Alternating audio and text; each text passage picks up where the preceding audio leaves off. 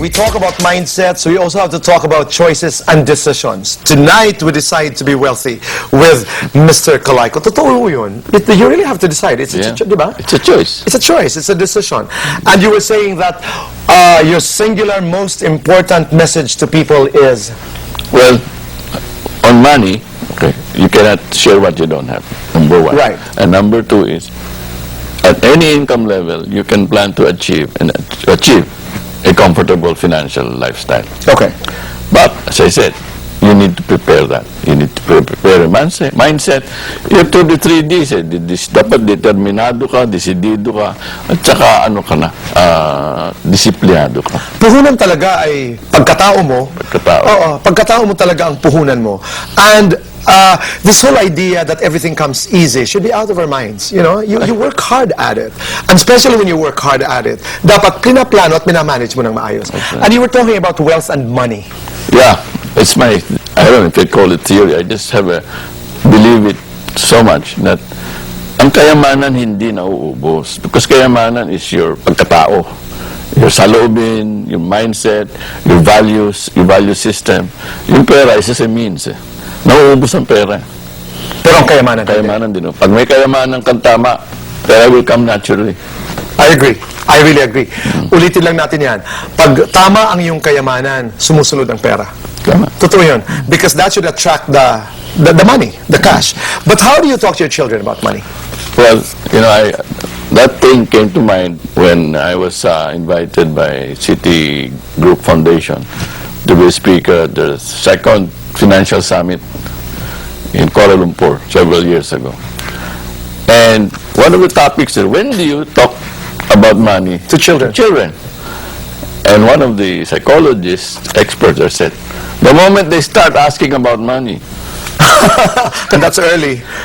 kasi yung bata, mas gusto nila yung coins kesa sa 500 peso bill, di ba? That's true. So that's why kami ni Dr. Nina, Lim Yuson. Lim Yes. Yuson, we collaborated to, she drew up all the stories para malaman ng mga parents how to guide their children that money is not the end.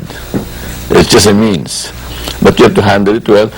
It's kind of, coming down from the principle of stewardship, di ba?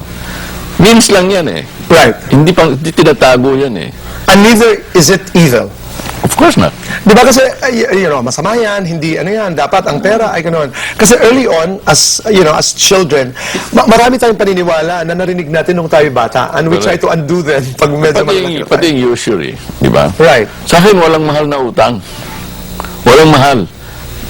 Nagiging mahal yan, depende sa paggamit mo eh. Pumunta ako sa'yo na sabihin mo ng 10% one day. Binili ko ng kalakal, nabenta ko, kumita ako ng 30%, binayaran kita. Dimineto akong 20%. 20%. Masama ba yan? Hindi. Nabuhay ako. Tinulungan mo ako. Okay. So, abilidad talaga, and you are aware of your transaction. You're Alam aware mo, of... I learned that from my mom. Sabi niya, at that time, siyempre she was single parent. Occasionally, she would have to borrow at high cost. Occasionally. I mean, let's say We were not dirt poor, but, siyempre, mga Right. needs, no? Sabi ko, nagagalit ako. Lalo na high school na ako. Sabi ko, bakit ganun?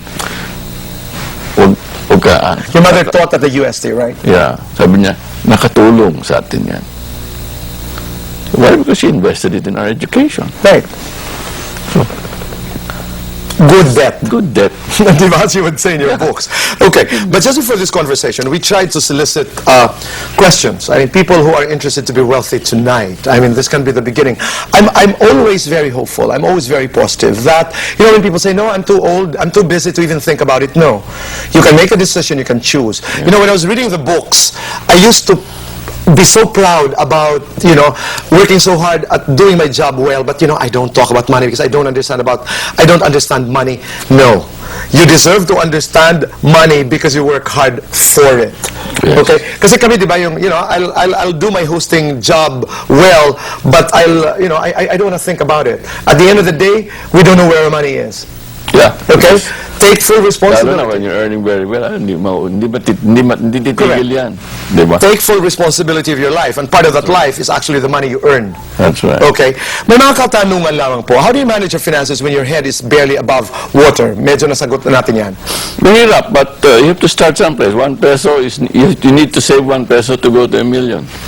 Okay, that answers very quickly. How much of what you have should you share? Pag hindi ka naman nag-share, swapang ka, from Arnel Peña. Well, the principle of tithing is 10%. Kanya-kanyang Estilo. values yan, estilo yan. Okay.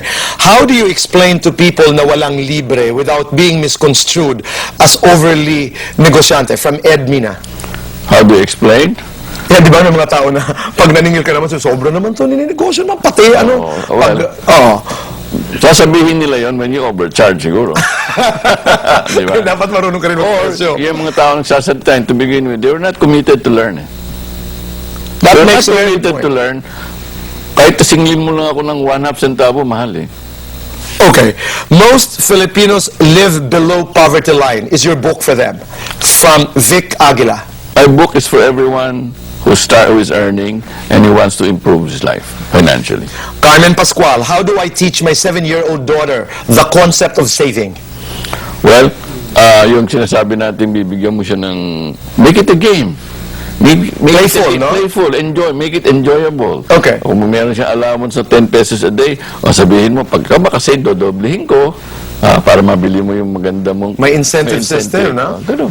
Ganda. Nancy Bartolome, ano ho itong active income? I'm sure Nancy has gone over your books, no? Ano itong active income and passive income? Well, sabi ko dyan sa buhay natin, para tayong coin eh.